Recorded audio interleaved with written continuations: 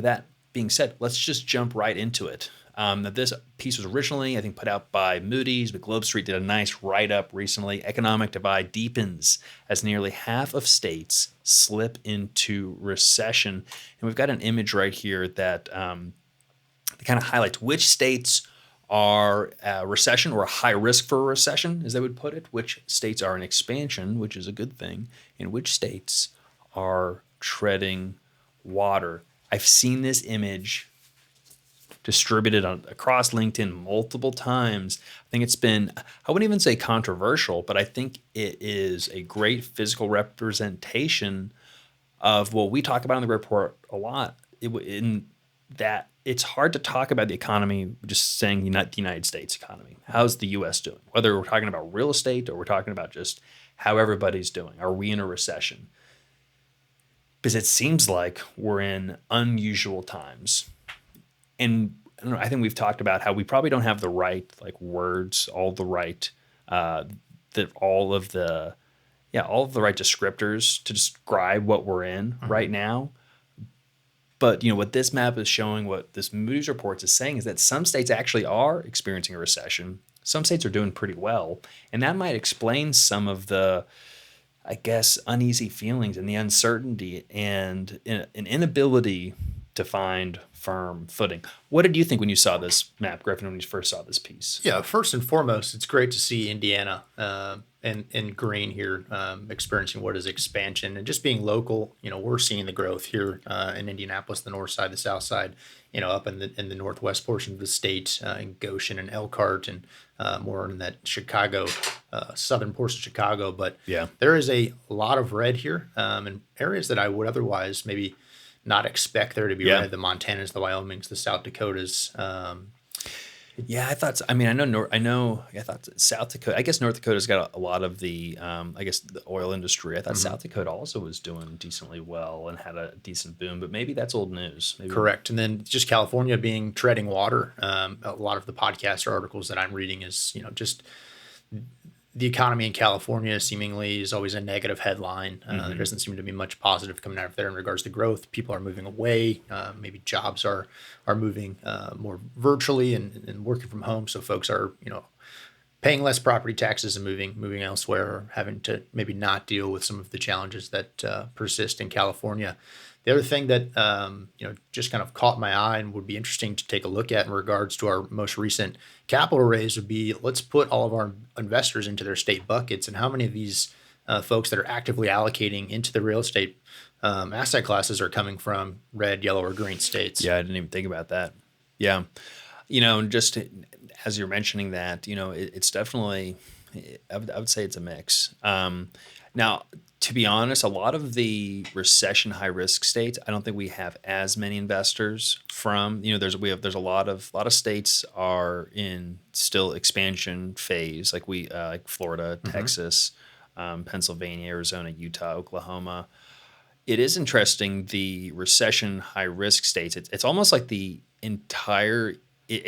All the the northeastern seaboard, besides New York. But Maine, New Hampshire, Connecticut, Maryland, Virginia, all in recession or at high risk. North Carolina and South Carolina doing all right. Georgia kind of surprised me as well, that it is technically, according to Moody's, in recession or high risk to be in a recession. But some of the states that have experienced some, a lot of the positive, population growth, a lot of the reasons why so much multifamily supply has been delivered in states like Texas and Florida, it's because of the positive economic momentum, and that is playing out as we're seeing in this map. Oklahoma doing pretty well, expansion. Arizona, not too surprising there. Any other outliers? Virginia being in recession high risk, right? That was surprised me. I thought Virginia has had a decent amount of growth.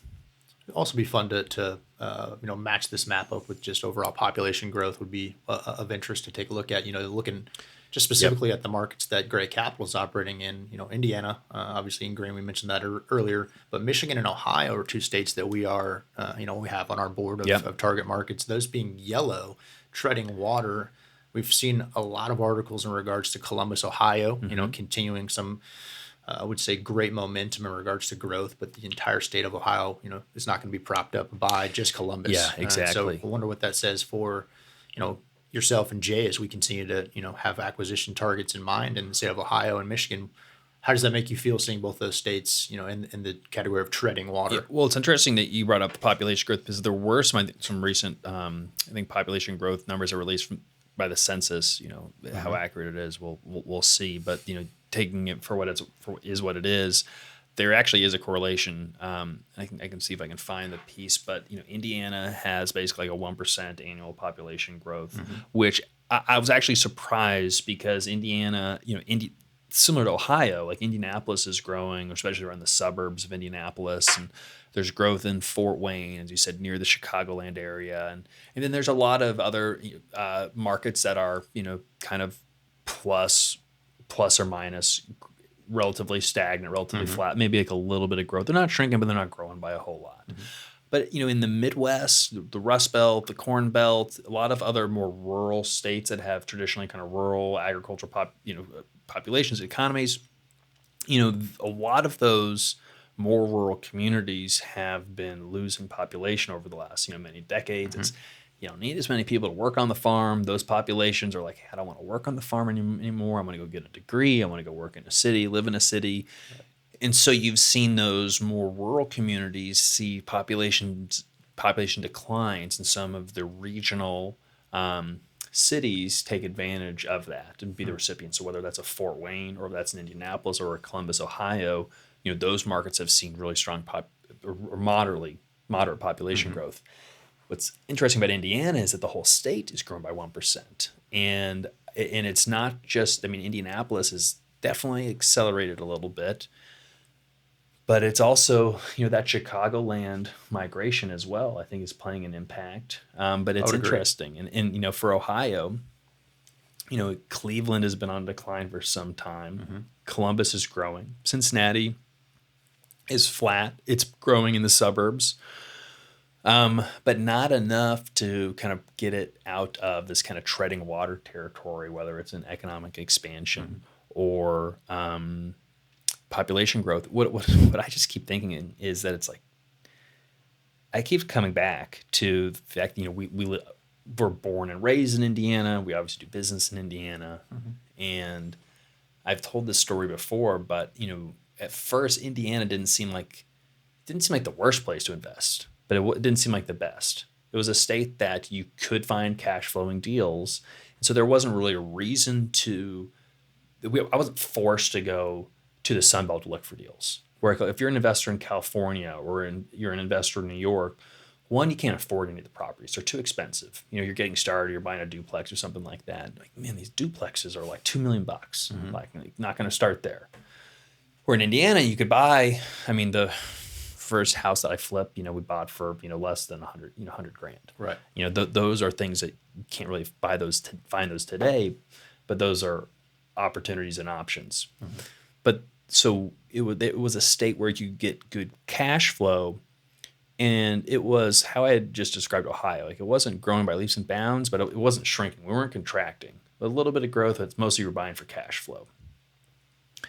But the way it's turned out is I don't know. Indiana's in this great sweet spot of where there's still good cash flow opportunities, but now there's all this like growth that's happening, all this acceleration, and like if I had to give just an example, is Thorntown, Indiana, which is this small town along 65 between Indianapolis and Lafayette on your way up all the way up to Chicago.